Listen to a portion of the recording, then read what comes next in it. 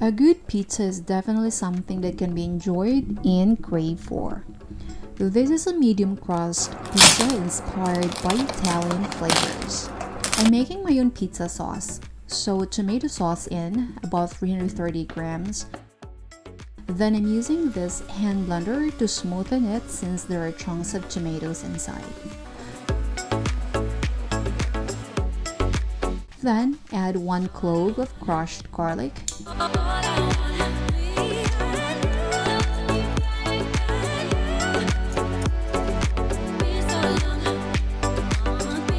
2 tablespoons of oregano, then salt and pepper to taste, about 1 teaspoon each.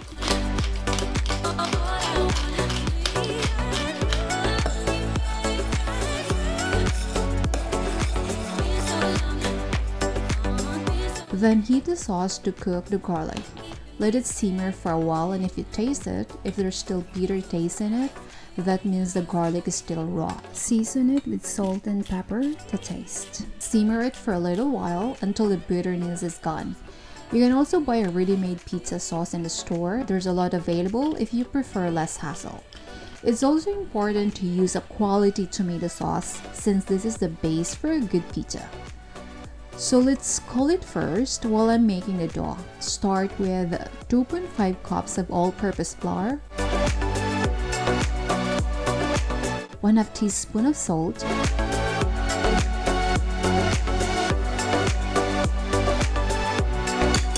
then 1 teaspoon of yeast in 1 1/4 cups of lukewarm water.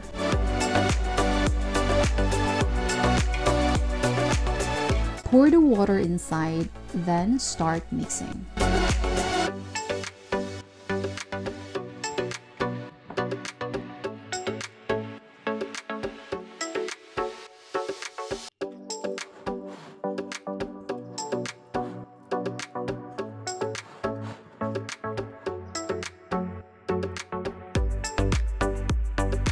I'll be using my hand at this point.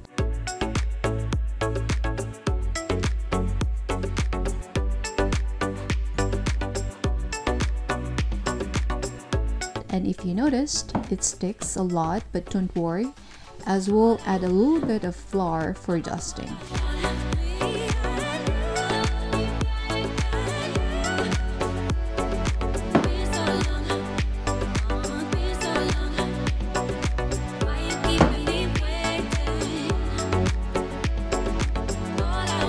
So I have to knead this in the counter for at least 8 to 12 minutes. Sounds like hard work, but actually it's fun.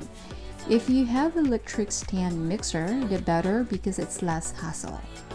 This is one of the hard part in pizza making, but you can make this in batches, chill and freeze some for later use.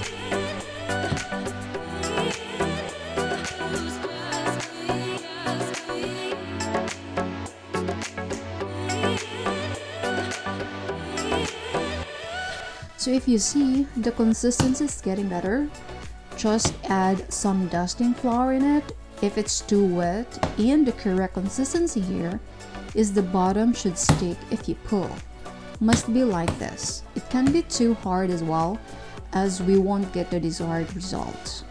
Okay, I think this is ready, and put it back in a bowl to let it rise about 30 minutes to 1 hour in room temperature. Add 1/2 tablespoon of olive oil on top, then cover with plastic wrap to avoid any air getting inside. So in the meantime, I'll prepare the fillings. Start by chopping these mushrooms.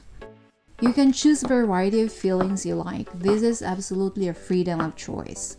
So I'll cook the mushrooms first in the butter.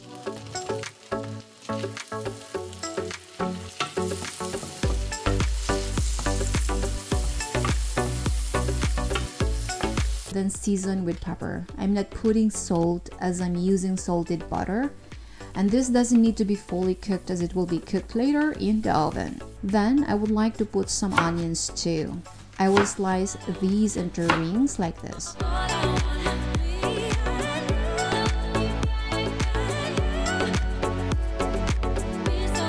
So this is how the dough looks like.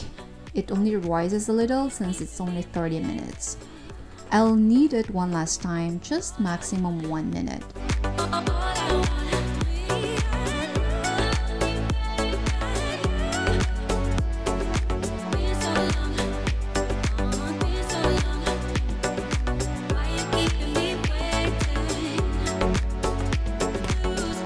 Then I'll divide this into two.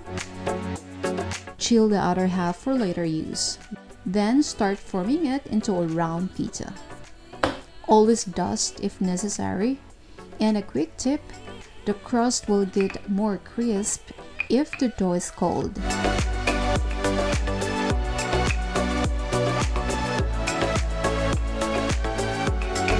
Okay, it looks round already, and it's already thin as how I want it, and if you want it even thinner, just stretch it even more.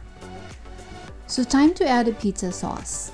The best pizza should always be the stone-baked pizza, but since I don't have it, this doesn't mean that it won't turn out good. I'll put a small amount of dusting flour in the plate, then put the dough in.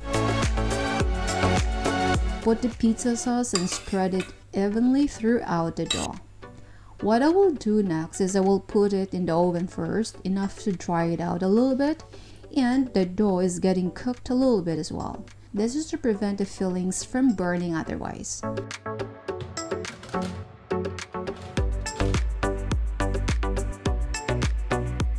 Then get it out. As you see, it's starting to dry out. Quickly put in the mushrooms and the onions, and then the olives. Whatever fillings you desire to be heated, time to put it now. Put it back in the oven.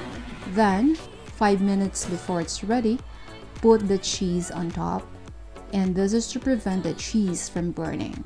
All these are just simple tricks to make a good pizza in a regular oven, but if you have a stone, you can just do everything at once. The difference is the stone gets so hot already from the start that makes the crust cooks faster, thus not burning the pizza toppings. This is just grated cheese bought from store, and it says 45% is Gouda, so the remaining probably from different kinds of cheeses.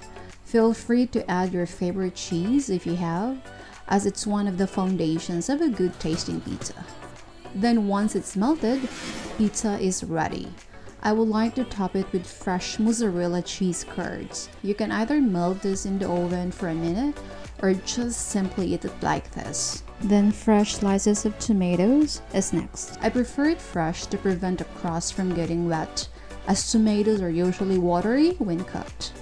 And then a pinch of salt and pepper on top.